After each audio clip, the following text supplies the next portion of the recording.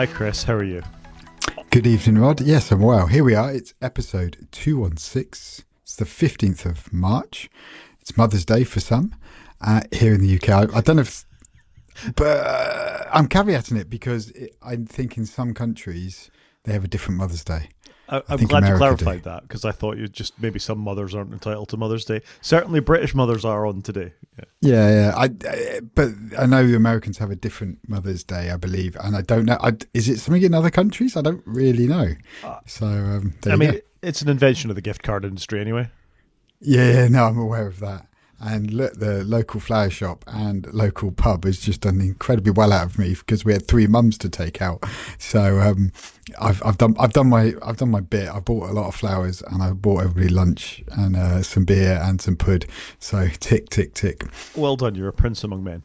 It is, however, horrific weather and raining a lot, just to bring us back to our usual theme. We've had some sunshine today. I got to say, it's been all right in patches. No, we had sunshine. And then it got completely obliterated by Middle Earth taking over. Yeah, that's probably fair enough. Middle Earth taking over could be quite a thing. More snow than rain in Middle Earth. I'm trying to think through the Lord of the Rings films. Was there much? Mordor. Did it rain in Mordor? No, I don't know. It just looks bad and threatening, doesn't it? I remember it being very dry and sort of desert-like. No, there was the swampy bit that Frodo and Sam had to go through. They go through all the seasons, don't they? I think they do. All the climates. Yeah, anyway, I think we could just acknowledge all that and move on and do some follow-up, really, couldn't we? All right, let's do follow-up. So I put something in the top of the show notes. Claude homework. I've created a Claude account, so I've half done my homework, but I've done no more with it because I just have not had 5 minutes this week, so I apologise. But I'm halfway there, and I've stopped my subscription to ChatGPT. I thought if I need to subscribe to something, I would subscribe to Claude for 1 month and try it out. So I'm partway there. That's fair enough. I have subscribed to Claude, mostly for the Xcode integration. I wanted to try that out. And I can't remember if I talked about this, but I did vibe code an app via Claude in Xcode. You suggested you were doing something, but you didn't really go into detail. Yeah, I built a Mastodon app in the space of about 3 hours, just back and forth sorting things out. Worked really well. You could do notifications with it. You could reply to posts. It would load media. You could do retweets. I had about 80% of the functionality of something like what was TweetDeck is now Ivory. It was not bad. It is quite cool being able to make your own app, which may not be good enough for others. It's just how sticky it is for you. Like I wrote my own calculator app and then I started putting other bits in there just because I was like, I just want to know if I can do it. It's nowhere near as good as any other calculator apps. But actually, do you know how much functionality I use in the calculator? Like 5% probably of it, just to do the basic arithmetic generally. I mean, is it James Thompson's PCalc is really the only calculator app you ever need in the world, who I got a reply from in Mastodon this week, actually, which I was very pleased with. Achievement unlocked. I was watching the first season of Race Across the World again, and the dad of the father and son team in that often wears a T-shirt with 42 on it, and that's the logo for PCalc.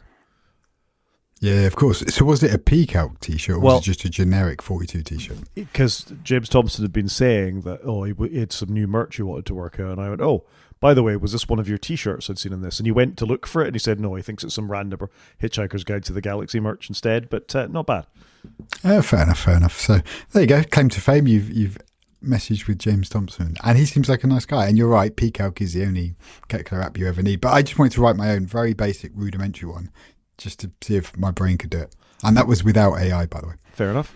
I needed AI. So I have written calculator apps in the past, though, if that counts for anything.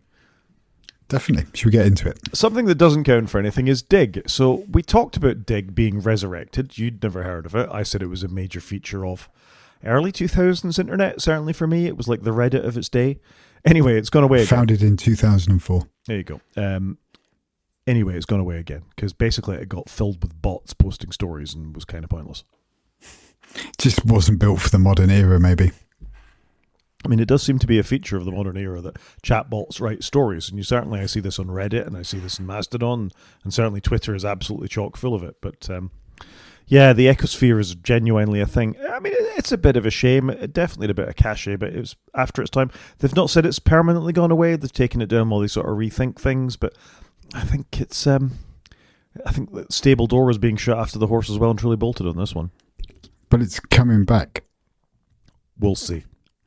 It all feels a bit I don't know. Do we need this anymore? I mean, with AI bots, it does feel like they're self-perpetuating in that they create content for them to read and summarize, and then they create more content for them to read and summarize, and they're keeping themselves going. And they're eating their own tail, aren't they? Something else That's the one, eating their own tail. Yeah, so, good. Something else that might be in its own tail is X. So we've talked about X a fair bit on this podcast, but with the current military action, I don't know what we call it. Is it a war? War with the United States and Israel are waging on Iran. X apparently could be in breach of US sanctions. So obviously, American technology is not meant to be going to Iran. However, there's a number of people within the Iranian government, I'm using the words with some caution here, leadership, who are still... Leadership's good. Leadership's a good word. Who are still posting on X. So, I mean, I suppose they do keep saying freedom of speech is a thing you got to have on X, but I think they could be breaching the rules here. It's not just posting though, is it? The new supreme leader for Iran has just had his account verified on X, which, feels not right, I guess, if you're at war with that country and their new leader is on an American platform. It feels a bit odd. I don't know. I mean, the point of the internet was to bring the world closer together, and if all you need to do on Twitter to get verified is pay a certain amount of dollars per month, it's one rule for one rule for others. I mean, they keep saying these are unbiased platforms. This could truly be a demonstration of that. Yeah, and Donald and Elon aren't on honeymoon anymore, so it'll be interesting to see how this one plays out. Yeah, but interesting. So if you want to get your fill of X, then you can also get the current Ayatollah on there too. Should we move on to some better news? Better news. Back to the MacBook Neo. So the MacBook Neo... which everybody seems to love. Everybody seems to love. I was going to kind of touch on that a little bit. Yeah, so this story comes from, it's the most repairable Mac we've had in some time, to the extent that you can actually just replace the keyboard. Mac's going all the way back to the original Retina MacBooks. You had to replace the entire top case. The butterfly keys compounded this, and it persisted all through the M1 generation, where you'd be out about £700 for a top case if your keyboard started going wrong. However, you can just replace the keyboard on the Neo, which is cool. That is really cool. Yeah, that is really cool. Like, Apple, you should definitely do more of this. How is it that the Neo is so resoundingly praised? It's quite an amazing thing for them to come out with a budget laptop, and nearly everybody's like, I just want to buy one. I think this is amazing. And it does everything. Yeah, I mean, our take on it was it's not enough RAM. It's good enough for now, but probably not good enough for 3-4 years down the line. You're right, though. Everybody seems to be buying one. People who've already got very expensive $5,000 MacBook Pros are rushing out to get a Neo. There's been all manner of hot takes on YouTube about them. You and I have been sharing a couple back and forth. MKBHD liked it. Tyler Stallman liked it. He managed to do 4K video editing. Nobody should be surprised about this. You could do 4K editing on this chip. It came from a phone that shot 4K video and allowed you to do 4K editing. So, and let's face it, I think Apple Silicon has been a win all the way around. We have not had a weak chip yet, be it in a phone, a Mac, or an iPad. No, and I think it was last year you and I said, like, the M4 base iPad Air is all the laptop anybody needs. It's probably too much for most people. They won't really push the boundaries of it, and this has demonstrated the point, I think. It's great, isn't it? And even my son, who came into the Apple shop with me and held one and touched one, he's like, I don't like Macs, but I like this Mac. And I was like, it was quite an interesting tell for him. I mean, it could put people on the horns of a dilemma. This could be truly disruptive, people are thinking, for the PC industry, because, yeah, you can go and buy a Chromebook for £200, and a school that was going to buy a Chromebook on discount for £150 or whatever they can get them for isn't in the market for this. However, parents who've got a bit more money or want a decent laptop for themselves, and all they do is surf the internet, maybe do a little bit of light photo editing and all the rest of it, and always thought, I can't afford £1,000 for a Mac. Actually, £500 for a Mac is almost attainable for more people. Yep. I wonder if these will make it into corporate space at all, because it's probably quite a good Office Monkey laptop, to do Office documents. And I'm just saying Office, I'm not saying Microsoft. But if corporations bought these, you're giving your staff an Apple device, and they probably feel quite valued because they usually seem quite expensive. They can do iPhone mirroring and stuff. They can sign into O365 if that's what they're using. Like, this could actually break into the corporate space a bit more. I mean, I'd ask you about that because you're more in the corporate space than me. Me being in education, we're far more open to bring your own hardware of whatever flavour that may be. Would you buy a bunch of these for your corporation? Yes and no, I think. The current organisation, a lot more open to bring your own. But historically, Mac's been too expensive. Whereas all of a sudden, this is looking quite appealing. If somebody wants a Mac in the office space, this would probably do what most people need.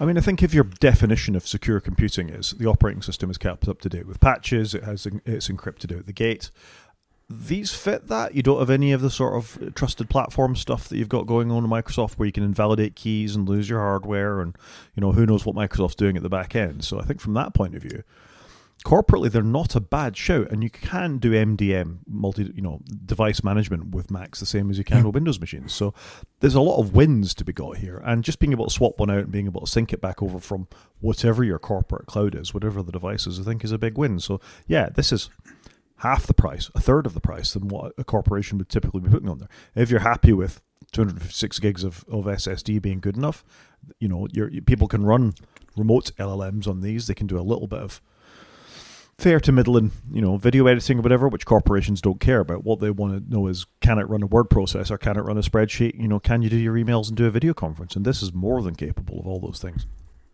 Yep. And if you're largely working in the cloud world, using cloud web apps and cloud storage, this is no brainer. But even if you bought the more expensive one at £700, in the UK you take VAT off it, that's £140. You're up back to 660, £560, no brainer. I mean, I think the bigger thing about this is it's a fairly reliable device that's a proper computer at the end of the day. It's not like giving an iPad away to somebody where you've got to then spend another 350 quid at least to make it usable. So there's a lot to be said for this device. And frankly, if I wasn't quite so anti-Apple at the moment, I'd be like, I'd be recommending this to people, I think. Yep. I'd probably recommend it to them anyway because it's one of the better computers you can get on the market. I completely agree with you. I think this is a stunning device with few downsides for most people. Yeah. Something that might be a downside to some, depending on how you use your devices, is apparently Microsoft are going a step further with their authenticator. So if you're on a rooted phone or one of the phones, Android phones that don't have one of the, I'm trying to think of the thing, or AOSP or Graphene or one of those things, or it's been rooted with a known issue in it, then Microsoft are going to start warning you that your authenticator token is at risk, B, stop its functionality and letting you add more codes, and then C, ultimately nuking the authentication device and not allowing you to log into it. So I mean, I think the will for this is very good, that it's quite nice to have the ability to stop people using compromised devices to log into corporate accounts. Makes absolute sense to me. At the same time, it's a bit pervasive for what they know about what's going on with the device. I'm totally behind it from a security point of view. It's just a little bit Big Brother if I really, really sort of start to think about it. I'm all right with this. I think if your device is rooted, you don't want people authenticating in to your secure cloud. And so I think this is good. Sure, but if you are using something like Graphene OS and you've jailbroken. What's the word? You've put Android apps into a safe, which is the way it's sandboxed. That's the word I'm looking for. Where you've sandboxed Android apps, so because you don't trust them to run entirely on your device because of the pernicious nature potentially of some Google applications on the phone. Does that count?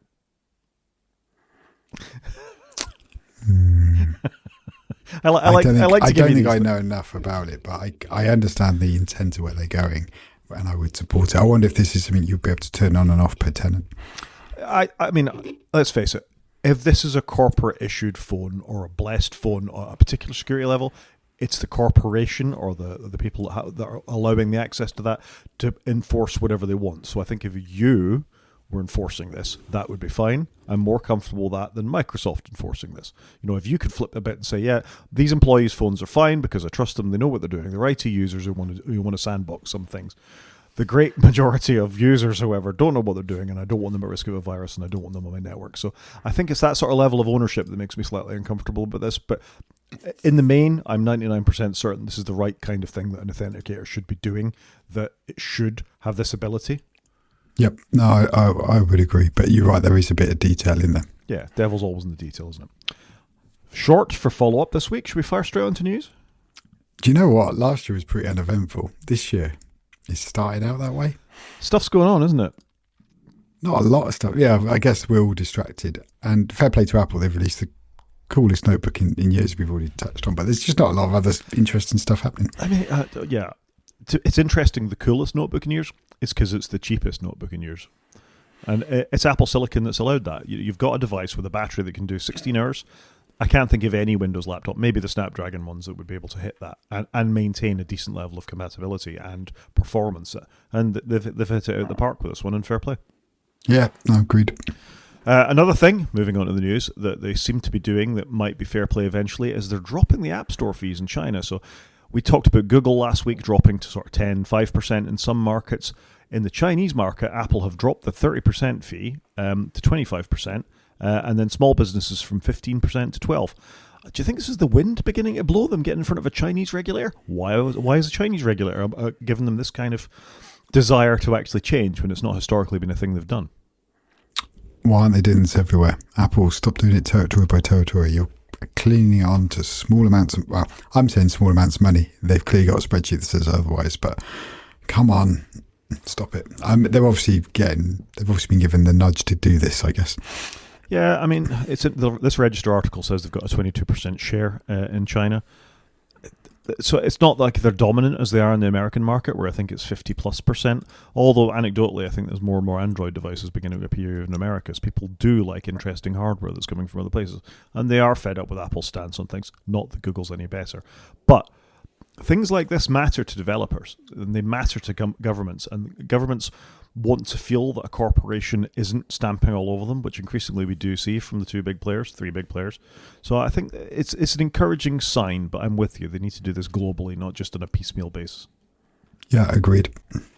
Moving on, apparently we're always praising companies when they move to end-to-end encryption because we think it's a better thing. It's more secure. It's funny. Just as we started this podcast, Chris commented that our Proton document here had an end-to-end encrypted symbol appear up at the top of it.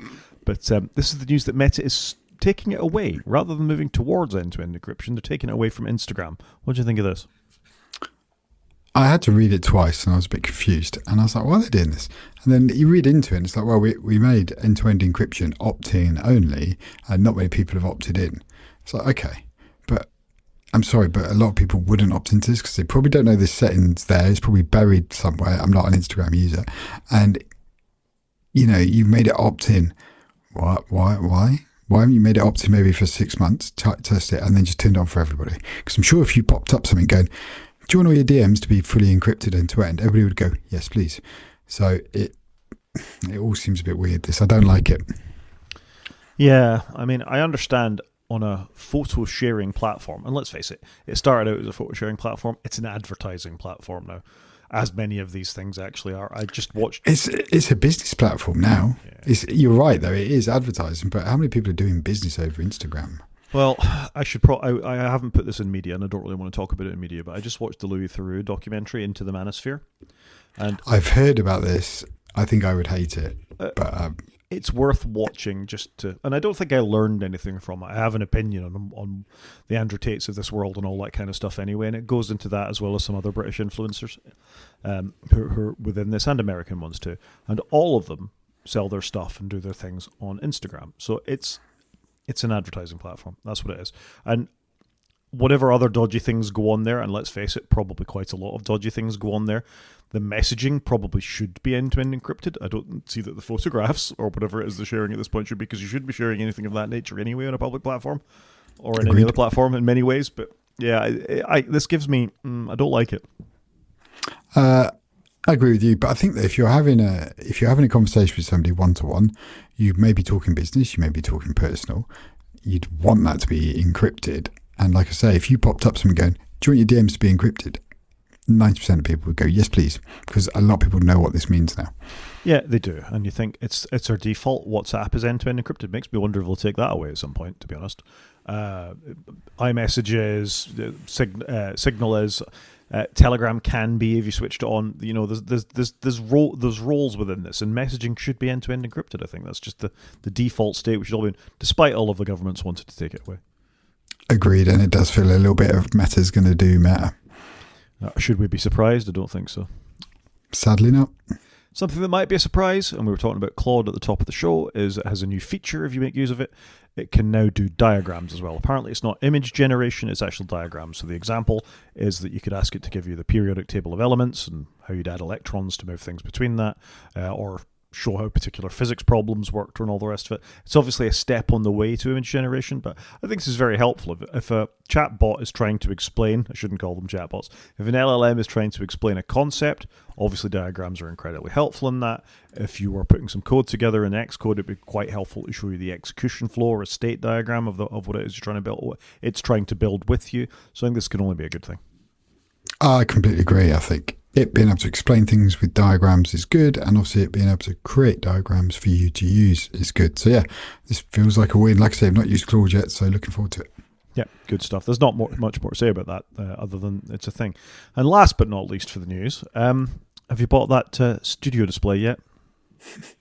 No, I'm still using my 4-year-old studio display, but unless you look around the back, you probably wouldn't know it's a 4-year-old studio display. No, I think you could probably claim that it's a new one. Actually, that has Apple Silicon in it, doesn't it? Has that got the same chip as the MacBook Neo?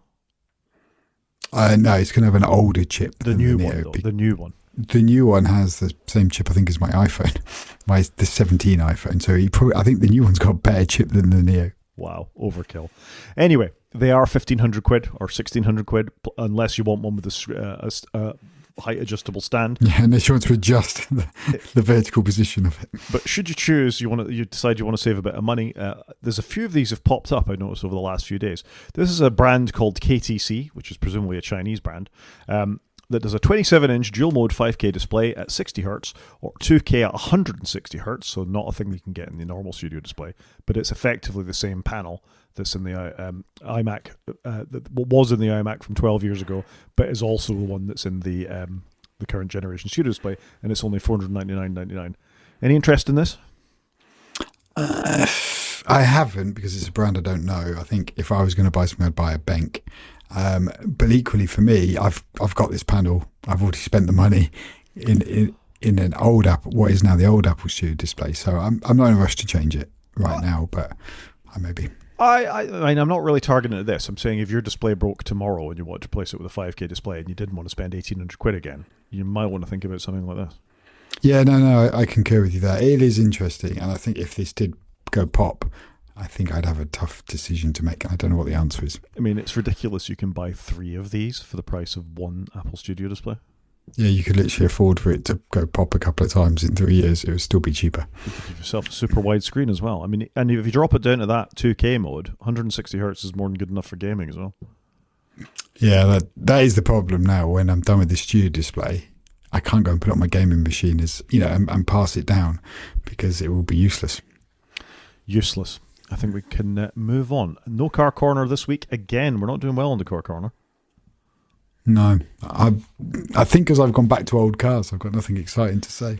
And so have I. It's funny, we've had our electric flirtation. I'm sure we'll end up there again. Given the current rise of fuel here in the UK, part of me's thinking, maybe I should have had an electric car. Well, I think next week I want to talk to you about solar and things like that. I've developed a huge interest in what's called plug-in solar in the UK, so it'd be interesting to talk about that with you next week. Okay. Let's move on to media then. You an Amazon Prime subscriber? Yes. Oh, so don't judge. I am judging. Apparently, you're going to lose subscribers to Amazon Prime Video with ads lose 4K support. So you're paying for it, so you'll be fine. But if you're one of the ad-supported tiers, then you're going to lose your 4K. I presume you drop down to 1080p. No, I think I am going to lose it because I'm not paying for the. Sorry, I'm just trying to find my details. I'm not paying for the Amazeballs ones. I'm like middle of the road one. And I do get adverts from time to time. So I think I'm going to lose 4K support, which I think is stupid. Like, everybody seems to want to charge you extra for everything. And it's getting so expensive. I was about to say I only subscribe to one streaming platform, but I do subscribe to Disney. I obviously subscribe to Apple because that's part of my Apple One account. And I do pay for Channel 4 at $4.99 a month as well. So they're the ones I do subscribe to. I'm in no rush to go back to Amazon. I genuinely don't feel I'm missing anything. I'm not from the Prime service. I barely use it. From the video service, apologies. But we do use the shipping a lot. What for? Everything. I got to say, having just made the decision not to use it, I haven't missed not buying from Amazon. Although I have started buying from AliExpress instead, which means it's coming from China. But the fact I could get the smart CarPlay dongle for my car for $5.99 or whatever it was, rather than 30 quid on Amazon, wasn't a bad thing. Yeah. So we've used it just today. We had probably 4 packages arrive. We don't have that every day. This is, but the kids will get stuff on there. We get stuff on there. So I think I could probably get by without it, but I think my family would struggle. So I was just looking at my Prime membership though. So if I want to go ad free right now, I need to pay an extra £3 a month for a service you don't really use. Yeah, which obviously I'm not going to do, but it's the same on Sky now or Now TV. When you get Sky Sports, you have to pay more to get better quality and to have it on multiple devices. So it is frustrating. Yeah, and there are streaming services that are probably worth paying for. I say I don't pay for many streaming services, but I will pay for a month when I'm trying to binge something. So I'm about to talk about something that's worth binging, and it's on HBO Max. And it is called The Pit. The Pit. I've heard of this. It is really quite a thing. So I'm old enough that I watched ER back in the day. Do you remember ER being a thing? Even my parents watched ER. ER was... I didn't watch it, Rod. I've never seen it. It's fair enough. Because it's in a hospital and it was popular. They're like two things I don't do. I'm going to set a bit of scene for you. I used to be a nurse. I was a student nurse, and in the first sort of 2 weeks of me starting student nursing or thereabouts, ER launched in the UK, and we all used to sit as student nurses and watch ER when it came out on Channel 4, and it was incredible television. Yeah, I believe it was. I don't know why. I think just because I've got an aversion to anything medical. Fair enough. Obviously was one of the factors that made the career of George Clooney. He starred in it. Noah Wyle, who starred as the junior, just come out of medical school doctor in that, is also in The Pit, except this time he's playing the senior medical character within this. If you don't like medical stuff, Chris, do not watch this. It actually almost made me cringe at one point as well. It's one of the worst things I've ever seen happened on screen. I was like, oh my God, that's awful. Amazing, but awful. Yeah, that's not a good advert for me, is it? If you're not sure. So the conceit of this is it's set within Pittsburgh. They're in the ER, the ED department, the A&E department of the hospital, and it's what comes in. But what makes it different from a lot of these medical dramas is rather than it just sort of being a daily, once a week, a couple of times a week, it comes in on their lives. Every hour of the show is an hour of the day. So it starts on the shift 8 till 9. The second one is 9 till 10. So almost more like a 24 sort of approach. It feels a bit 24-esque. I mean, it's not 24, is it? But the other thing I quite liked about it is this is obviously set post-COVID. So the main character keeps having these flashbacks to, when he was covered in hazmat suits and all the rest of it. And when one of the people who used to work with, the previous chief of medicine, died during COVID. It's a really interesting show. It's really well done. It's so fast-paced compared to a lot of British things, but very like ER. And the fact Noah Wyle is there is a big thing. And of course, we know Noah Wyle from playing Steve Jobs in Fire in the Valley. What was the name of that? I can't remember the name of it, but him and the guy, oh God, my brain has gone completely blank. I will find it, but he played Steve Jobs previously as well. Quite a few people have played Steve Jobs, I think. But this was one of the original ones. So Pirates of Silicon Valley, that's what it's called. Oh, okay, yeah, I have heard of that. Yeah, so Noah Wyle was in that as well. So, no, it's a great show. I don't think it's for you, but the audience thing bears me out. 97% from critics and 87% from the audience. It's superb. Yeah, I mean, that's fantastic ratings, but yeah, I think I'm going to struggle. If you cringed, I'm definitely not going to enjoy it. Yeah, not for you. And last but not least, I managed to watch a film. And I don't know how you feel about the Predator movies, but it's stopped after Predator 1, maybe a little bit of Predator 2 with Danny Glover. I'm stuck. I can't show this now because my ad blocker is blocking Rotten Tomatoes now. So that's great. You stopped after Predator 2 with Danny Glover. Yep, Predator 1, awesome. Predator 2, and that was me done. Fair enough. I mean, I think you're missing out a little bit, though. I want to say that the last two Predator films have been excellent. So, Prey, and this one, the one I watched this time, Predator Badlands, which also stars Elle Fanning. It's an amazing film because it has 18-level violence, but it's a 12A because there's no actual blood in it. It's like alien orange blood and plants and things like that, and synthetic. But it's just genuinely a really interesting movie, and it's the first movie of any of these that have come from the viewpoint of the Predator, or at least the Predator is sort of the sympathetic character within it. Right, okay. Really interesting movie. Genuinely, if you haven't watched a Predator film in a while, this is worth checking out. The previous one, Prey, was an amazing film as well. That's worth, by the same director, Dan Trachtenberg. And in fact, if you were to seek out Predators, I think that's also a good film. Ignore the rest of them. The rest of them are absolute garbage. But those were definitely worth watching. I think, though, what I liked about the first one was, unlike this one, it didn't really show you who the Predator was. Like, there was that, what is the Predator? Do you know what I mean? Until later on in the film, if I remember correctly, whereas this, just seeing it on the box, on the advert. But that's because the Predator's the hero character, so of course you're going to see the Predator. Yeah, okay. Fair enough. And also, everybody knows what a Predator looks like now. It was a big deal in the Arnie film when he took his helmet off, but from that point on, you knew what a Predator looked like. Yeah, okay, fair. So that's not the mystery. What is interesting about this is all the other aliens in it, and the planet they land on, and the story, and and the effects in it are excellent as well. No, it's a really good film. Genuinely, you might even get one of the kids to watch it with you. No, get my kids to watch anything is challenging. I think you get them with this. Okay. Might freak them out a bit. How old are they again? 14 and 12. Yeah, bang on. Right, exactly the right age group for them. Right, okay. I haven't played any games. Well, I have played games, but I don't really want to bore you with it. I Slay the Spire too, so I suspect you don't want to know about that. I don't think I've played anything. It's been abysmal. I was even looking on my Nintendo. I was like, there's nothing. I'm half tempted to give Metroid a go, and that's probably about as far as I've gone. Fair enough. Main show? Go on then. We're breezing through it today. Yeah, they expect my take as well, though. So it's Apple's 50th anniversary. Could you see that coming? Not really. And then I thought back. I was like, crumbs, I guess it is. The iPhone's, 19 years old, which seems absolutely bonkers to me. Like, the iPhone is 19. And how old was the Mac when I started getting involved? Maybe 20 odd years? Yeah, at least. So it's crazy, isn't it? The iPhone has been around for so long. It is crazy. And I mean, the point of all this is, 50 years of Apple, but there's so many things to celebrate. And we thought, in that note, it might be worth us trying to do another tier list, eh? I think so. I mean, Tim Cook's acknowledged they're going to, acknowledge their 50th anniversary, and normally Apple looks forwards, not backwards. So I'm glad they are doing something with it, but he didn't really say what it meant. He just said, it's great, we've done 50 years and we're going to acknowledge it. And it's like, okay. Do you know what I mean? It was a bit of a nothing statement, which is, I'd like Tim to release a nothing statement. Well, I think it's very Tim Cook to release a nothing statement, particularly now he's a politician, not a CEO. So I think that's very on brand for Tim. Yeah, fair enough.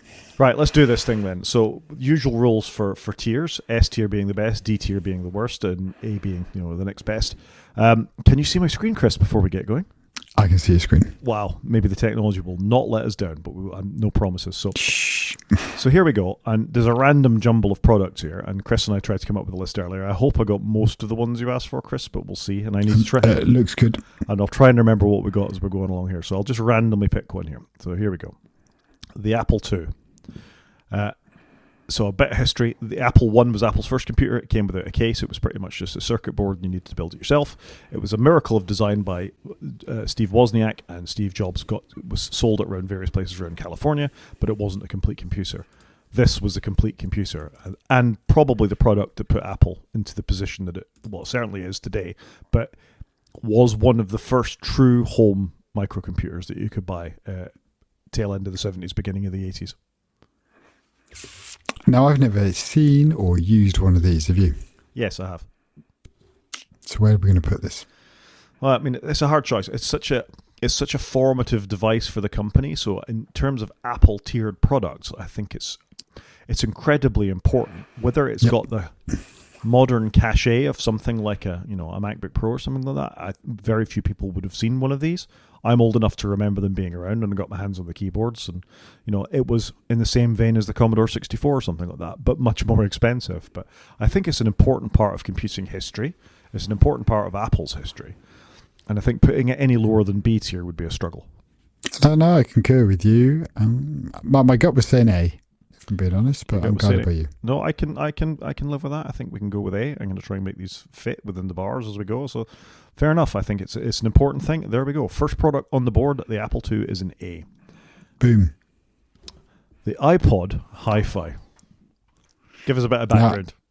I've actually gone and bought one of these quite recently on eBay. So the iPod Hi-Fi came out when the iPod was at its peak, and I think Apple were like, how do we do other stuff? How do we like get into the accessories market for iPod? Because others were making speakers, and this was a speaker that you could carry. It had the handholds on it like your Mac Pro, or maybe your Power Mac at that time. It had a big speaker at the front. You had a remote that came with it. Around the back, you just plugged it in, and you also had a 3.5mm jack as well, so you could use that as an input. And then on the top, it had the dock connector, which original iPods had, so you could just put your iPod in it. You could see what was playing. The sound was amazing, but it also had batteries. You could put massive batteries in it and have it as a portable. I don't know if anybody ever did it. They are big units. I always wanted one, could never afford one, and then I got one at a reasonable price on eBay in reasonable condition, and it is on my gaming machine as my speaker there, because I didn't want something taken over the room. I think it was a cool device, but it obviously didn't do that great for Apple because it never really went anywhere. But I thought it was cool, and Apple being Apple, they do make pretty good speakers. Like for listening to music on, they do make good speakers.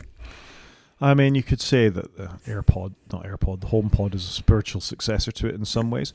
This was 100%. we have no HomePods in amongst our products here because I don't think they're not notable enough to put on. This was notable Sadly, I concur with you. This was notable as Apple's first attempt to do a speaker, and they did something that these days they would never do. They gave the external ability to plug something else into it, so it didn't become obsolete as soon as that dock connector became obsolete. So it's better than many. However, it did not change the world. No, and also Apple then didn't really make any more accessories. They never really went after the accessories market other than cases. I think this is a great product, and I think it's like a B, but you're going to go, it's a C. I was going to say it's a D, but you've talked me up to a C, so all right. Wow. C tier. Really? That's not that controversial, is it? No, not really. I just think it's a cool device. First generation Apple TV. Man, I love my Apple TVs. And I had one of these. This was like a Semi-Mac Mini at the time. I remember buying this. I was so chuffed with it. Look at all these ports on the back. Never will you get that many ports ever again. This was a great device because it got us to where we are now. And I like the all-bed TVs. I know the Apple TV, they could do more on it and make it better. But they got the concept right early doors. You want something fit for purpose to access your media on your TV, and by fit for purpose I mean that looks good on a big telly, and they did a good job with this early doors. So for me, I'd probably put this in a B. So this was the first time Apple did something for the TV with an OS for the TV, and obviously led to the smaller black one, and then that one then went into the App Store one, which we now have. And the premise hasn't really changed. It's about how do I stream stuff to my telly, and I think they got a lot right. They've not done much more with it, but I think the first one was a B. So did this have apps? Rod's putting this in D. This did not have apps. This did not have apps. This, you could play movies you'd bought off the TV shop or the movie shop. Yeah, you could do like home sharing with it, like with iTunes and your movies, which for me, living in that world, was fine. Like, this did what I needed. I think this is the problem you've struck right on the head here, is you bought a lot of content from Apple. This fit right into your thing. But if you were to give this to your mum when this was dropped... Oh, no, that wouldn't work. So, and here's how we've got to think about these products is there's a bit of personal shine on them because a particular one of these may have meant something to us. But as a mass market product, this first generation, even the current generation Apple TV, frankly, is not a mass market product. It's probably the best of breed now, but this was not a great product.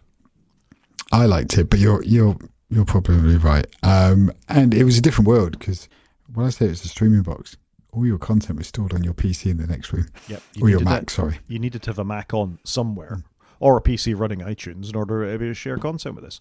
So I'd struggle to get this out of D because it genuinely didn't make much difference. But if you want me to push this one up to C as well, then, or make a super case for it being B. But no, I'll take C. Done. You'll take C just so I don't think about it any harder. Right? You can't put it in D next to iPod socks. I know we haven't scored. We haven't talked about iPod socks yet. That's where they're going, though, isn't it? All right. We're there. Oh no, it's gone.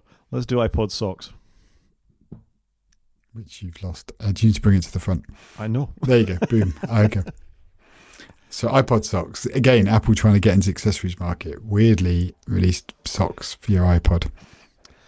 I mean, this was one of the few times Apple sort of really doubled down on their more whimsical side. I think that Apple never wants to leave money on the table, do they? They could see people putting their iPods in cases and things like that. This was, I don't know, it was like $20 or something like that for a range of 4 or 5 woolly things you could ditch your iPod into. It's like a glove, but for your iPod, I guess, like a mitten for your iPod. It's like a sock, but for your iPod. Yeah, because of course that's where you keep your iPod, is in a sock. I mean, maybe it's some sort of American nomenclature we're not quite familiar with, but...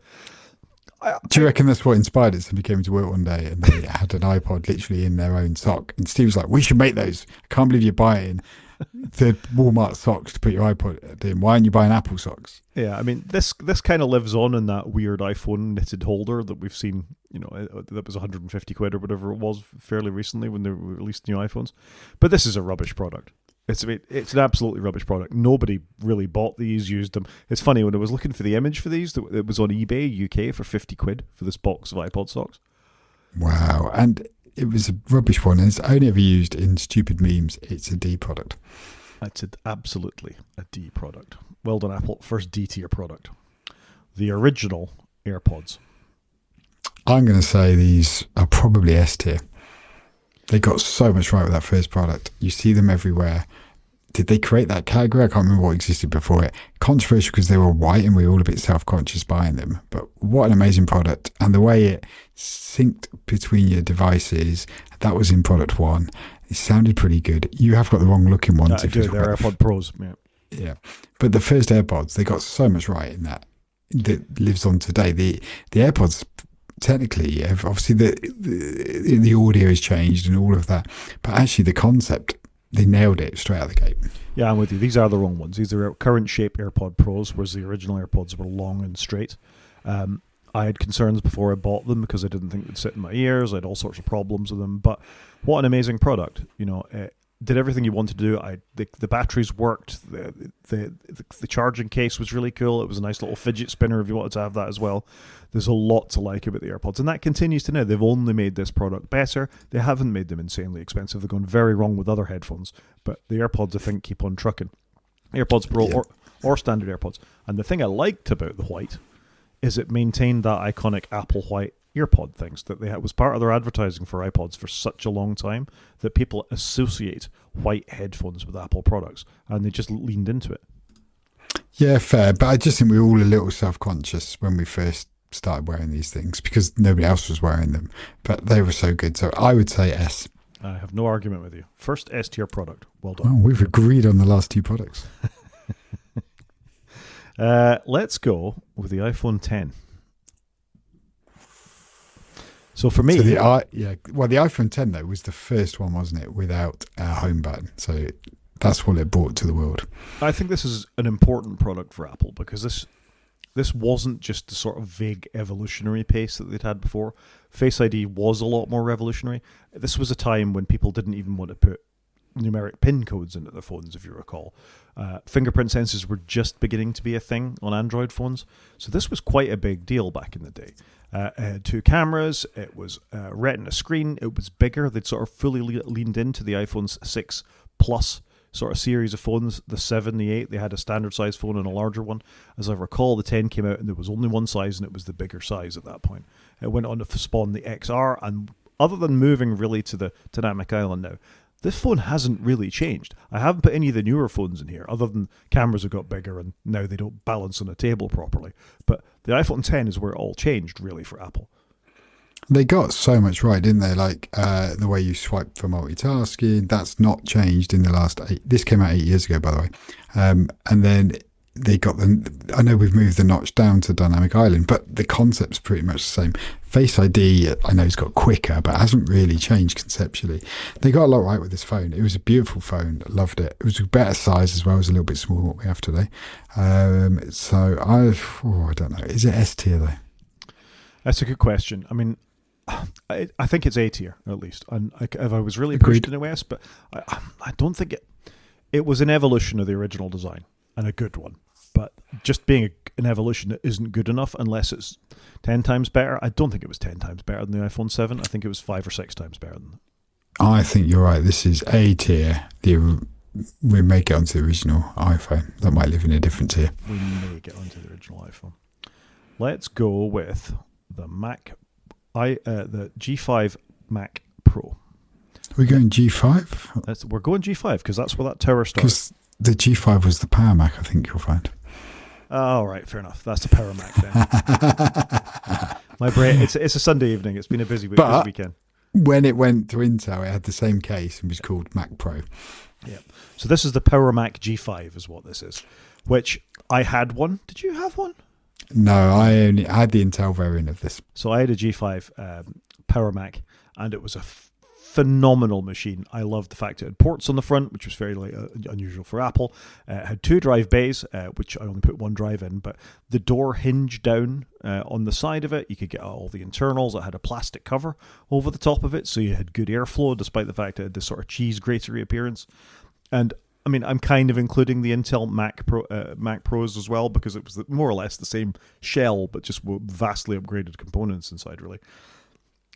This was a fantastic machine. I mean, it was only sold to a very small number of people, but the fact it even it persisted the integral carrying handles from the G3 Power Mac and the G4 Power Mac, I liked it. I didn't like to pick it up by them because it weighed a blooming ton, though. It was really sharp in your hands, but what a terrific machine. I was about to say it was quite sharp, wasn't it? No, this was beautiful. Yeah, the ports. If you look at that one, you got FireWire 800 on the front as well, and you could put 4 hard drives in that went in sideways, I guess, perpendicular to open the case. Fantastic machine. I loved one of these, and this is when, not anybody, but you could buy the relatively top of the range Mac for 1,500 quid, and I bought the Intel one for around that, and what a device! It was awesome. Whereas, could you imagine now, like buying a tower from Apple for 1,500 quid and not $7,000? Yeah.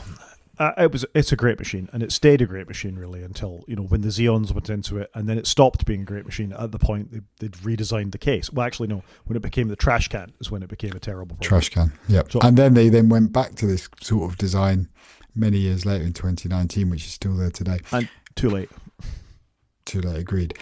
Where do we think this goes? Is it right in B tier? I think it's B tier. It feels wrong in B tier, but I think it is so niche, from the argument we had before. This wasn't the product of the people. This was a product for the nerds.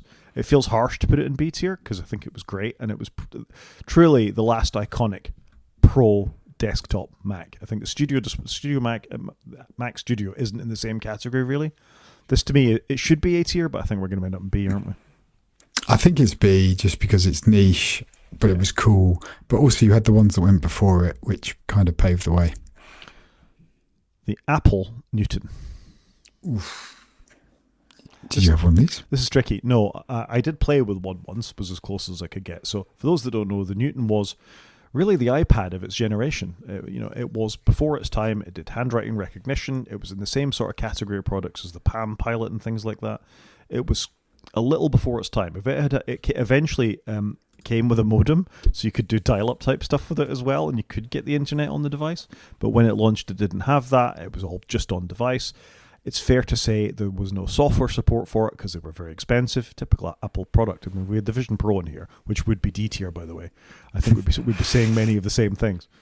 Yep. No, I would love a Vision Pro, but I think I would struggle to do anything with it. I don't know what to do about this. I loved my Palm Pilot. I had one back in the day. This was a revolutionary product, but then got canned. But was the precursor to doing phones and everything else. So where should this go?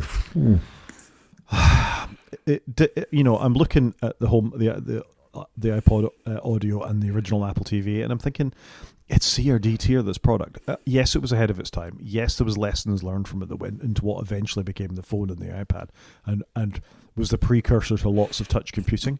But if we look at the impacts it had on the market, it was forgotten. It's one of the first things Steve Jobs canned when he came back to Apple.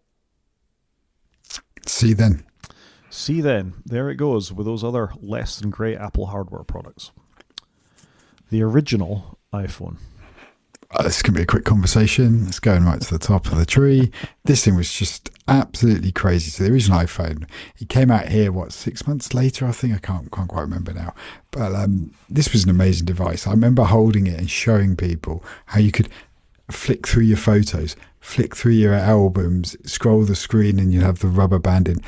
I know it was a compromised device, but they got so much right with it. Fantastic. And the design looked good. And it was unlike anything we'd had before. And proper internet. Firing up Safari and actually being able to download none of that WAP nonsense that you'd get on other phones of the same sort of period.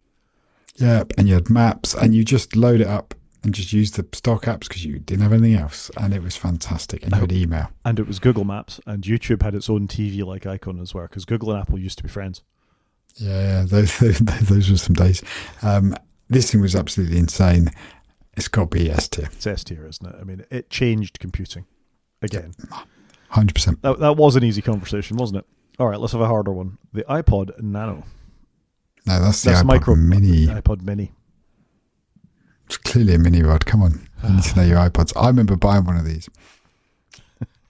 I don't think I ever had a Mini. I had a Nano. I didn't have a Mini. I had the big one, and then I had a Mini, and I loved it. I think the Mini goes in B. So just a little bit more background. So the Mini was sort of the rethinking of a smaller iPod. The iPod was on about second or third generation at this point. It's around the fourth generation coming up. And was this an SSD-based device? I think it was originally a smaller hard disk and then became an SSD. It was small. I think it was a smaller hard drive. Yeah. It was available in colours. Apple used to do things in colours. They could anodize aluminium. Who knew? It maintained the traditional iPod layout with a click. It wasn't the true spinny click wheel that you got with the original iPod, but it had sort of the sort of haptic one, the sensitive one, as you rolled your finger around it to move around. This was the kind of thing that was mocked up when they were planning the iPhone. You'd use a dialer where you spun the wheel. I think this was a really great product. It truly kept the iPod alive. People realized they didn't need to take their entire music libraries with them all the time. They could get away with a subset. Have you found out whether it was SSD? It wasn't SSD. None of the Minis were SSD. I don't believe they were. A micro drive hard drive, and it was either 4 or 6 gig, and it did 2 generations before the Nano literally came along and ate its lunch. So I think this is an A-tier product. I was only saying B, I think, because the original iPod had preceded it. But okay. I can get behind A. I bought one. I mean, I do think that the Nano was a better product, but I think this is the product that made Windows people go and buy iPods, I think. They did a good job when they put USB ports on top of them instead of FireWire, but this was the one that people thought, actually, these aren't that much money. I can get enough music on here. In combination with iTunes for Windows, I think it was quite significant for the company, this. So I'm happy with B. It's certainly not C. We can go with A. I'm on board with A. All right. A it is. iMac G3. Again, quick conversation, straight to the top. Everybody wanted one of these, even though nobody knew what to do with a Mac. Apple was struggling as a company. This has got to be A tier. And so this is the first Mac that was Johnny Ive industrial design, had translucent case, different colours, looked cute, a whole computer in one box, which you just hadn't seen. You didn't have all this beigeness going on. Had matching keyboard and mouse, and had the CD drive pop out the front, had built-in speakers, had a little door to hide all the cables behind so your desk looked tidy. What a device. USB only, of course. The original one, USB-A. Not many devices had that at that point. Most Macs were still SCSI at this point, in fact, so this was a big deal.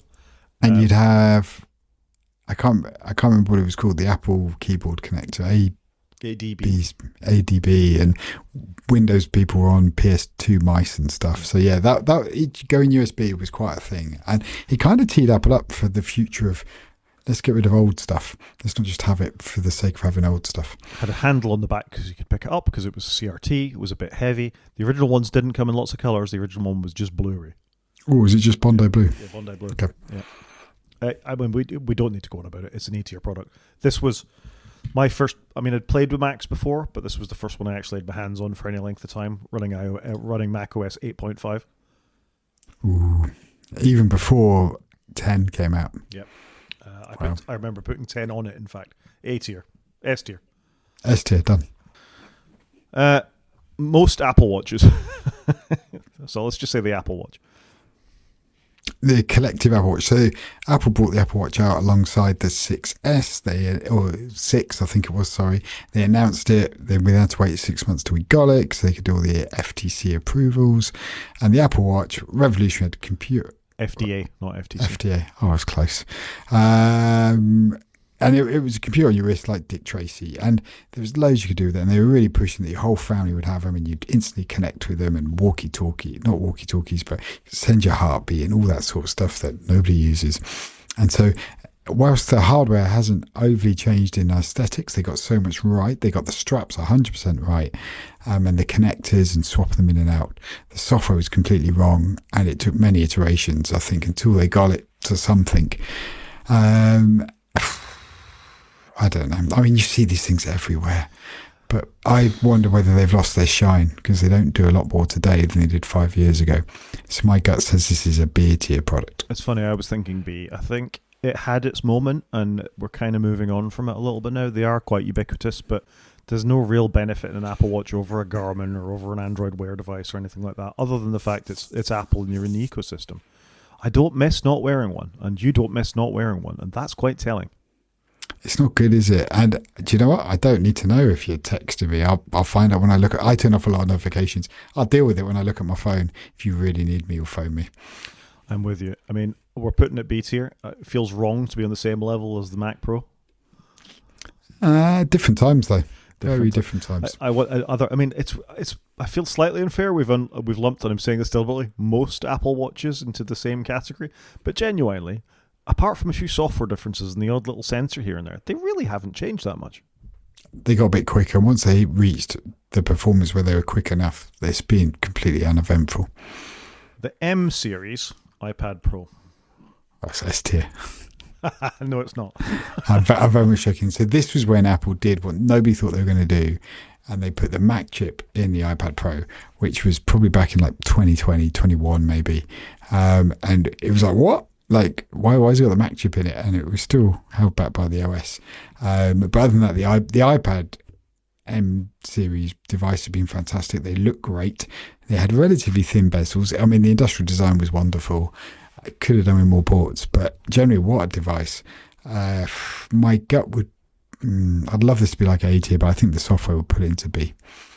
Yeah, I'd agree with that. I think it's almost a shame, I don't need to go on about this at length, how hamstrung, even with the most up-to-date software update with the windowing on, this still is. I have an M1 MacBook iPad Pro here somewhere, and I feel no reason to upgrade it because it does pretty much what the current one does, and that's the problem or the curse of the M series chips is how good they've been.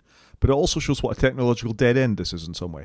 They could make this product instantly better by allowing virtualization tomorrow. If they flip that on tomorrow and let you run Mac OS on this natively, this would be instantly a better product.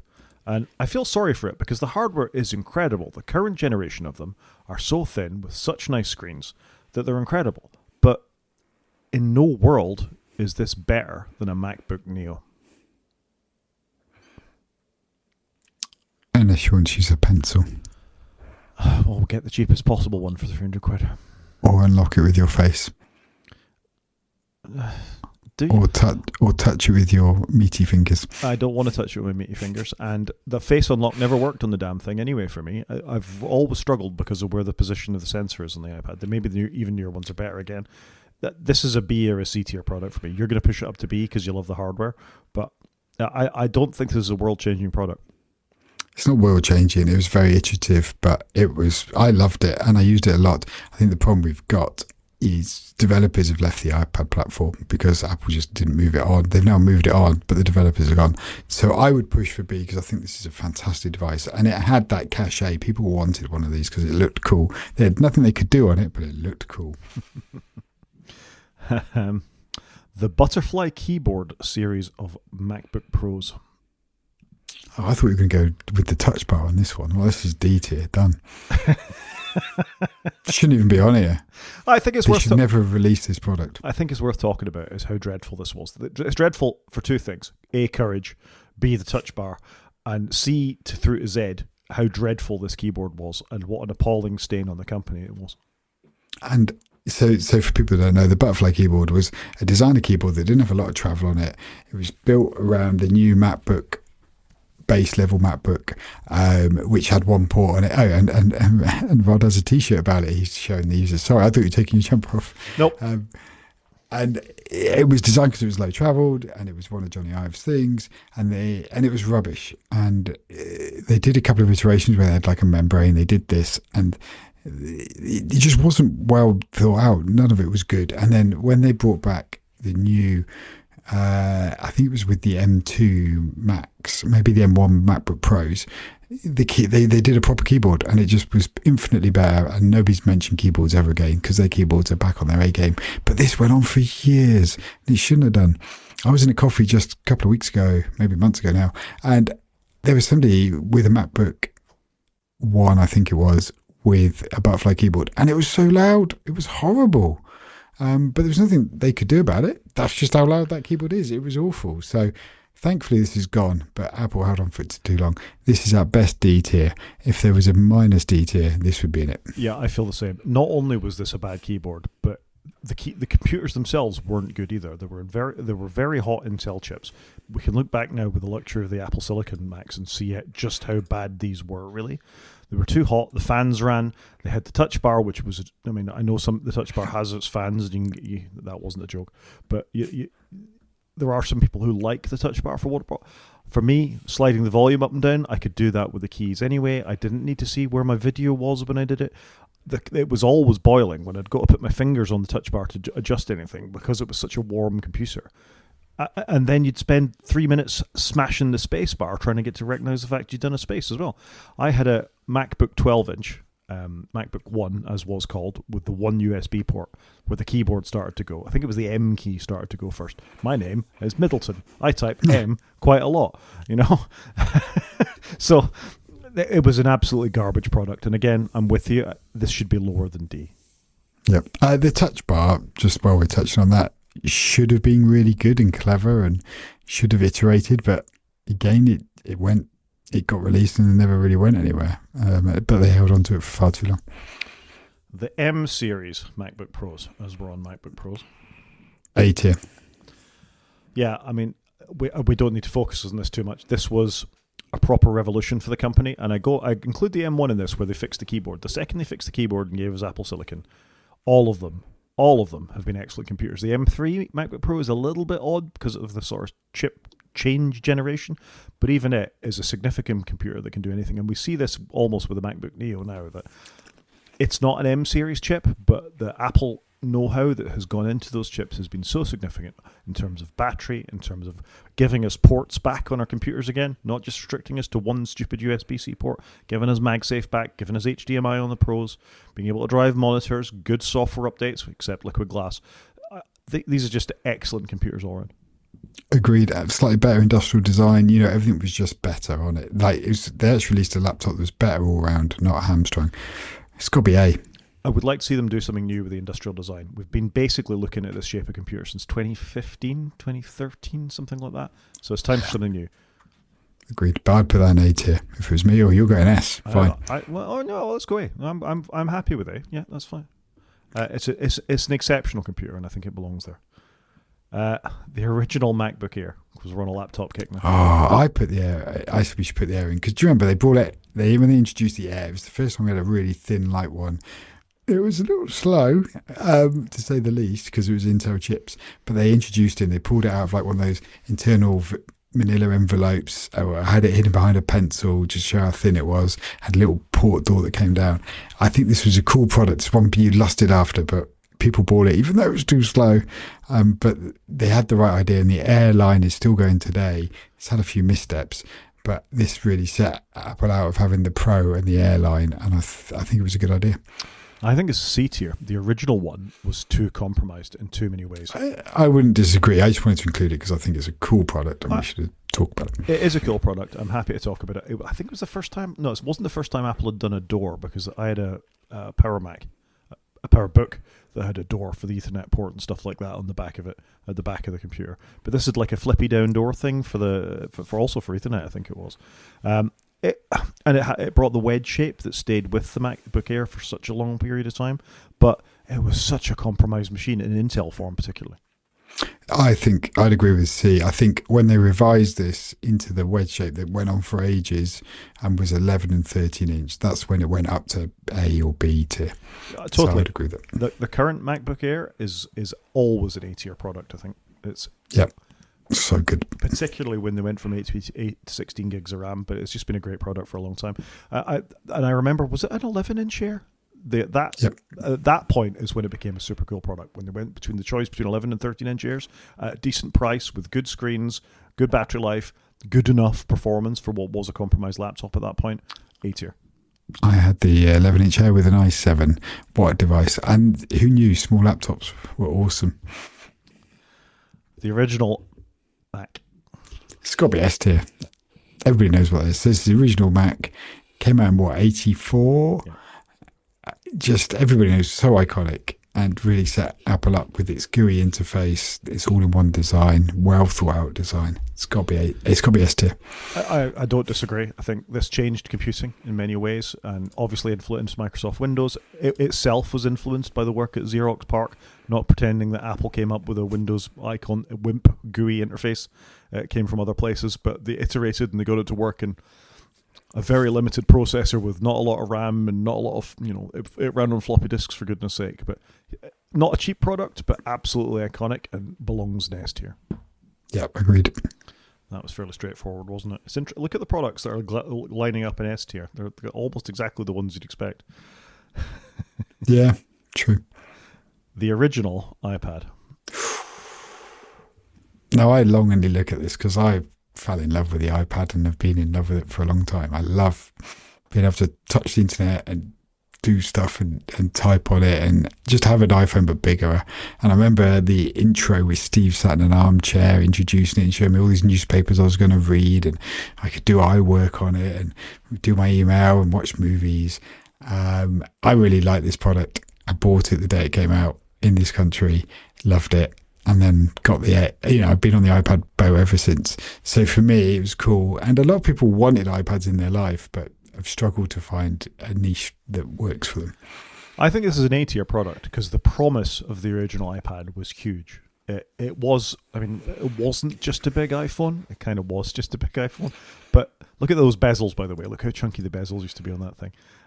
It obviously had, and it had a fat back, like it had a bulge in the back. It was a weighty thing, and when it arrived, the App Store was already a thing, and all the potential that was going to happen with the iPad. It was going to replace your newspaper. It was going to replace your comics. You'd be able to read books, and as you say, you could watch films, play games, all those experiences that you'd want, from a phone, but just a bit bigger and, maybe a bit more thought out and having all that space. And maybe someday we'd have windowing, and maybe someday we'd have the ability to run proper Mac OS on it. And we didn't get all that. But at this point, this was released, everybody wanted an iPad. And I think it's an A-tier product. Agreed. And it was going to replace the Mac, but it never quite did it. What's a computer? Yeah. So now A-tier, done. Fair. The Gold Apple Watch Edition. Oh, this is D tier. Why is it D tier? You better explain to the kind people what it was. So the Gold Watch was like a $10,000 watch, just like the normal Apple Watch you buy for a couple £100, had the same internals, but was all in gold. The problem was, though, obviously 12 months later when the new one came out, you then had a antiquated watch that was in gold that was too slow. You'd never use it ever again. So this was, I can see why they did it, but it was a massive misstep. They should have done a gold effect watch for people that wanted that, not a solid gold watch. What an idiotic thing to do. Who's going to spend this sort of money when you're going to make it obsolete 10 months later or 12 months later? Whereas if you go and buy a gold Rolex, you're good for life. With this, you're good for maybe a year. This was the Series 0 Apple Watch, as was missing a lot of the sensors. They didn't really know what it wanted to be. They thought it was going to be a communication thing rather than the fitness thing. I think they went from between $10,000 to $17,000. Some people did buy them. I don't really understand it. I think it was Johnny thinking he was making iconic jewelry like a Rolex rather than a piece of technology. Never made any sense. Absolutely D-tier product. Yep. And they were so slow, those Series 0 Apple Watches. And you literally make it obsolete within a year. The original iPod. This is S tier, isn't it? Yeah, I think maybe. I'm not sure. If you think the iconic... I wanted one of these. Yeah, but they didn't originally. I think not until we talked about the Mini being the one that sort of made the leap. It took a while to gain popularity, didn't it? I remember sitting in a computer science lecture. You would probably have been there too, thinking I wanted one of these, and somebody came in with those Creative Lab jukebox things. Do you remember those? Oh yeah, massive thing. And I went, why would anybody buy that when the iPod exists? Because the iPod was £300 more expensive or something than one of those Creative Labs things. But this really caught the feeling at the time, just at the point Napster and things like that were beginning to take off. People with lots of pirated music, or they were ripping their CDs, or they were doing whatever it is you wanted to do. And the iPod really leaned into that. It had a whimsical interface. I think it made a difference to the company. I really struggle with this. I think in many ways the Mini was a more important product, but this original iPod, I don't know. Convince me this is S tier. Try a little bit harder. This just hadn't been done before. You were looking at a really beautiful product that could take, 1,000 songs in your pocket. I think that was the tagline. It just looked amazing. It had a really revolutionary, easy interface even my mum could use. It was so desirable. People were working out how they got it to work, kind of get a FireWire card and all of those things. I just think it was such an amazing product. And do you know what? You look at that iPod there, and then you look at the last iPod they shipped like that. You can see the history that they got so much right with it. Like the interface, it didn't really change that much, did it? The whole interface. Yeah, we got color by the end, but the actual concept of scrolling through and going through the layers, which is kind of how you use your iPhone, your car, everything is done with that sort of hierarchy of menus. They got so much right with it. I would go with S tier with this because it was such a desirable product. Fair enough. You taught me into it. Whee! We're ending up with a lot of S tier here. The original iPhone. No, this is the iPhone 4. It's iPhone 4. We've done the original iPhone because the original iPhone's there. I said we should include the iPhone 4 because this was when we went to Retina. We had this new industrial design that stayed with us for a long time and has come back around. It was just such a device. It had the front-facing camera. It had obviously the better rear-facing camera. It had just very iconic. And I remember getting one of these just before I went to Wimbledon, and I was so excited to use it. And my wife was like, "Why are you playing with your phone?" I was like, "I know we're at Wimbledon, but I've just got this brand new phone, and I know it's got the same sort of OS I had before, but everything was redone at twice the resolution." And what a jump to go from, to twice the resolution. So I think this is an amazing product. I think it's an A tier product. I can't disagree with any of that. This design only got better, really. This was Retina. This was also... No, the 5 was Retina, wasn't it? So I think it was that's where the jump happened there. But No, this was Retina. Was it? Was it not? Yep. This was the first Retina device. The 5 just added another layer of icons. Yeah. It's not an S-tier product like the original iPhone. I think it was important. I think you let me push me up to S with the iPod. I'm not sure. No, I don't think it's S. I think it's A. I'd say A. I think it's B. You're going to go B. Oh, I just think it's such a cool device. I think it's B. I think it was an evolution of the original thing. Yeah, it was a squarer original thing than we had with better graphics. It's had not glass front and back. Yeah, is that a good thing? Had 4G, I think. Had Retina. It's had the dock connected in it. B. I just think it was amazing. B. Love it. B. All right. B it is. And last but not least, the MacBook Neo. Oh, we're going with the Neo already. Oof. Well, I think I'd quite like to come back and look at this in a year, really. Yeah, okay, fair. There's something about the Neo that I feel a lot of buzz for an Apple product that I haven't felt since, I'm looking across, the B-tier products as were. This feels quite significant that Apple are dropping something at this price range. At a point in when the company is under more scrutiny than ever, where they've lost a lot of cachet, they don't have the developers that they did. This is a back-to-basics product that feels like you could rebuild from, to me, that you're relaunching it. It just feels more significant than it should for a cheap laptop. Yeah, I probably don't disagree with any of what you've just said. I think it's a fantastic laptop. I'm trying to work out how I can fit one into my life just so I can play with one because I think it looks cool. And Apple have missed that cool, small laptop vibe. And for something that is I was going to say a handicap, that's not the right word, but constrained. Yeah. It feels like they've made the right list of constrained choices, and they've brought out a device that people want, and it's not a ridiculous amount of money. Like, this costs the same as what you buy for an Apple Watch, but you'd probably keep it for 3 years, whereas your Apple Watch, your Apple Watch probably keep way longer now. I think this looks fantastic. If it was lighter than my iPad Air, I'd have probably bought one by now. Yeah, it feels fun, doesn't it? Yeah, it feels fun. Make computing fun again. I think I wouldn't buy one at the moment, because I'm a bit about Apple, but if next year's device has 2 proper USB-C ports and 12 gigs of RAM, It's a dead cert. It's a great laptop. I mean, If Apple made those 2 changes and left the rest the same, yeah, I you think call that a win. absolutely a win. So I think it's an A-tier product. Yep, I'm done. A tier. Get behind that. There you Any go. day of the week. I think it's a great product. Even my son was interested, which to me shows something. Yeah, and I said when it came out, my daughter rang me up to go, "What's the deal with these then, Dad? They come in fun colours." So They nailed it. she It's doesn't rather care nailed about it. laptops. She doesn't care, and I think that's a big deal. So there we go. There is our Apple tier list for 2026. Fair enough. That was good. I quite enjoyed that. App of the week. Do it. So my app of the week is a thing called Channel Surfer, which I just think is, it's an amazing sort of concept. It takes YouTube and turns it into literally channels, where it randomly picks a bunch of channels and shows them to you, and you can flick between the channels with your keyboard. And I'll just try and quickly show that. And find something you want to look at just randomly every time. Or you can sign in, you can go in your own playlist, but it just tries to give you that concept of being on a television again, which I think we very much lost with streaming serving. With streaming. Yeah, that's quite cool, actually. I like what they've done here. It looks cool. Really clever. It's really clever. It's a neat little software toy, really, but it just appealed to me. I thought that looks fun. Fair enough. No, I like it. Thing of the week. So my thing of the week this week, a bit different. I've gone with OS Maps, so you can get an app on your iPhone or your iPad. And we have a dog, and we went for a walk today for Mother's Day, and I created a walk on here, and it tells me how long it's going to take to walk it and the elevation, because we were walking with the grandparents and the children, so we were just trying to do a moderate walk and get round back to the pub in time for our table booking.